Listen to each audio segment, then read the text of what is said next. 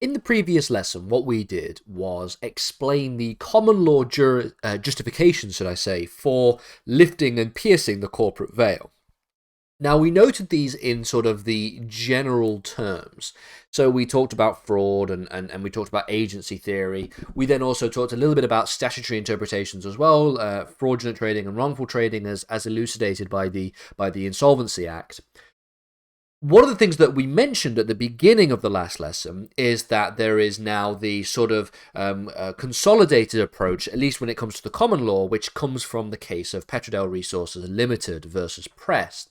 This is a case from, I believe, 2013. This really explains some of the interesting complications when it comes to the circumstances that the courts will use for lifting, should I say, or piercing the corporate veil.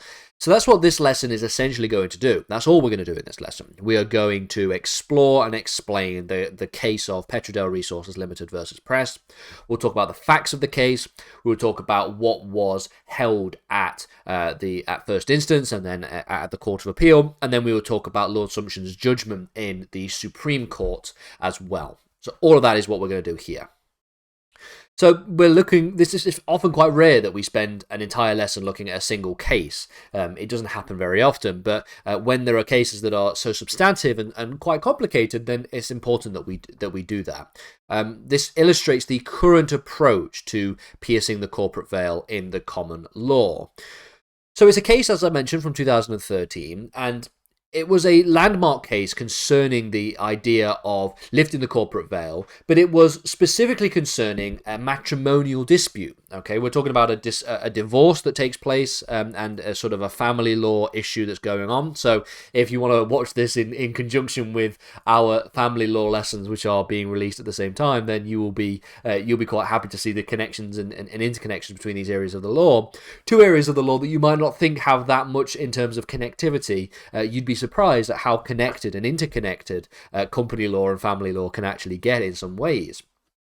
It was decided ultimately in the Supreme Court, and its significance because it essentially allows for us to clarify the principles when it comes to the ways in which the courts may be permitted to pierce the corporate veil.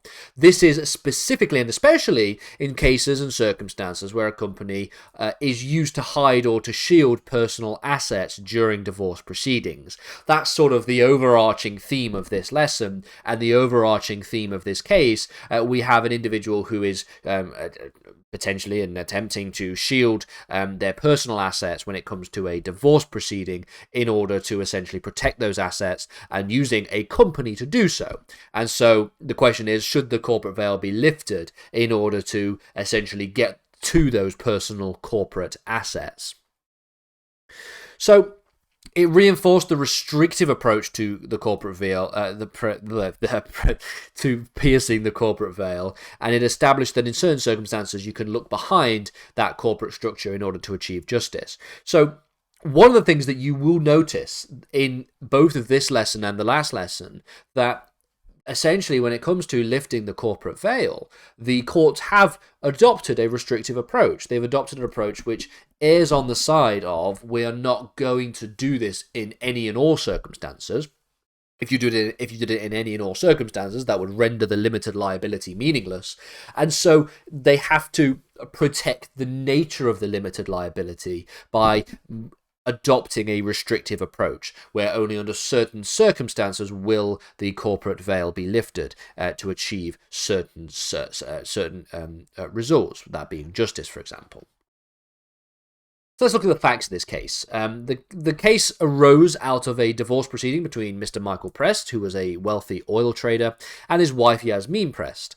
During the financial settlement of their divorce, Yasmin sought a share of the matrimonial assets.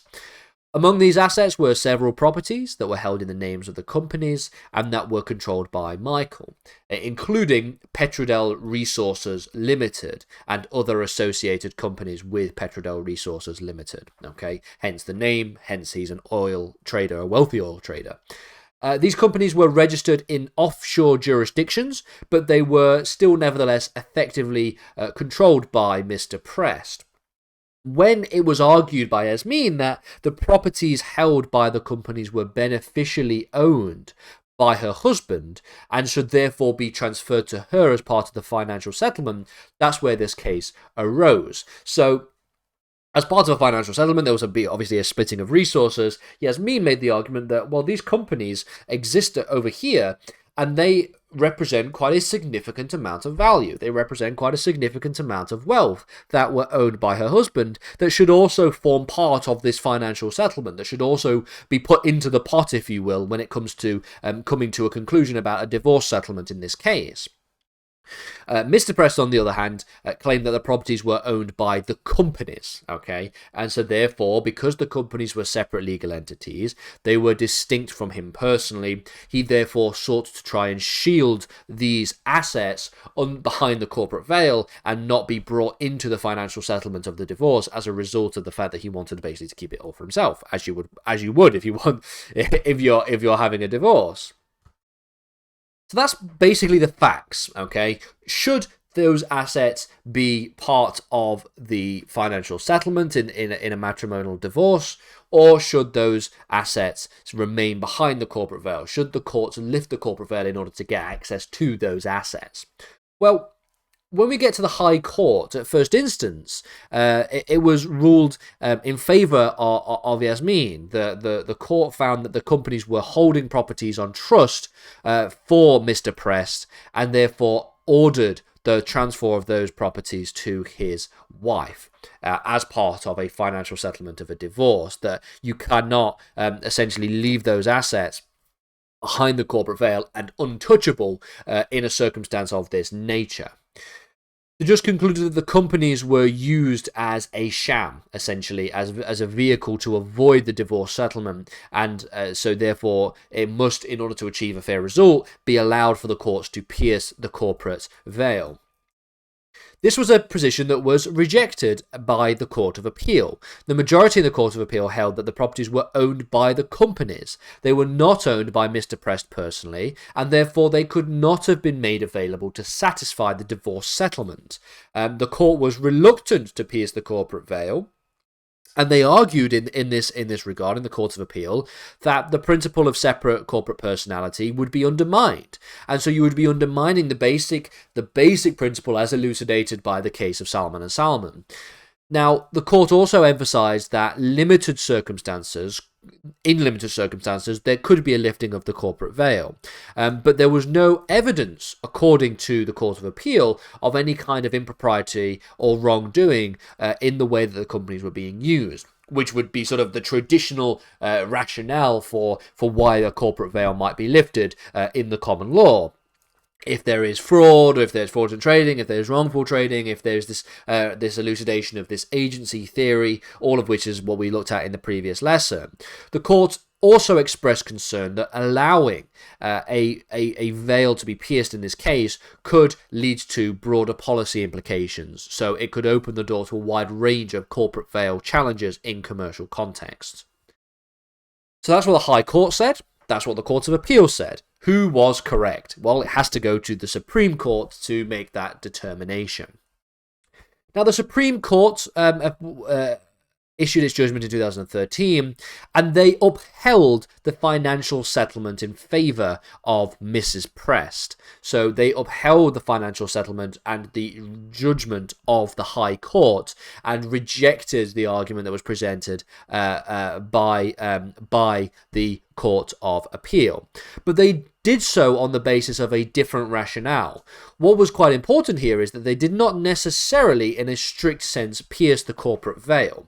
Instead, they found that the companies had held the properties on the resulting trust for Mr. Prest, which is similar to the argument that was raised by the High Court. But essentially, the Court of Appeal made the argument that, well, if we do this, then we would be lifting the corporate veil, and this obviously needs to be looked at in very strict circumstances, because lifting the corporate veil needs to be only utilised in very certain circumstances, and doing so might lead to an undermining of the limited liability, as elucidated by the case of Salmon and Salmon.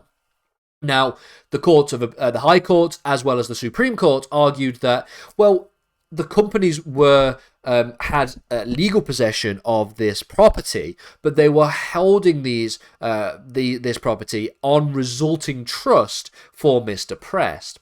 Lord Sumption made it clear that the doctrine of piercing the corporate veil should only be applied in exceptional circumstances where the company is used for a mere facade or to conceal wrongdoing or fraudulent trading or wrongful trading. But they concluded that in this particular case, there was no need to pierce the corporate veil because the assets were not held behind the corporate veil. The assets were being held on resulting trust for a Mr. Prest, who was the beneficial owner of those properties. He was the beneficiary of that trust. If you want to know more about this, of course, head over to our lessons on the law of trusts, where you'll see what a trust is and the way in which trusts are established and the sort of instruments that are utilized and the sort of names and the ideas that relate to it. But essentially, the idea here is that the companies were not used for any improper purpose, as you would imagine, but instead, the real issue was about the beneficial ownership of those properties.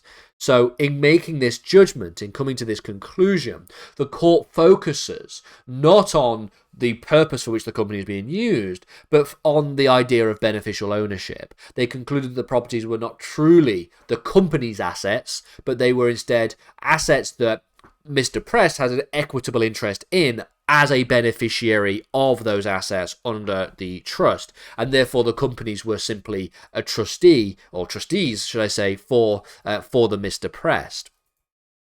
So under the law of trusts, a resulting trust will arise when the legal title to the property is held by one person or entity, but for the beneficial ownership that rests with the other person, i.e. for Mr. Prest. So the legal title to this property is held by one person, the companies, okay, the entity, the legal person, but the beneficiary, the person who has beneficial interest over this property, who has an equitable interest in that property, and who has a fiduciary relationship with that person, i.e. the companies, are the trustees, and therefore they have beneficial interest. So in this case specifically then, the Supreme Court found that the companies held the properties on resulting trust, meaning that the properties were part of his assets, okay?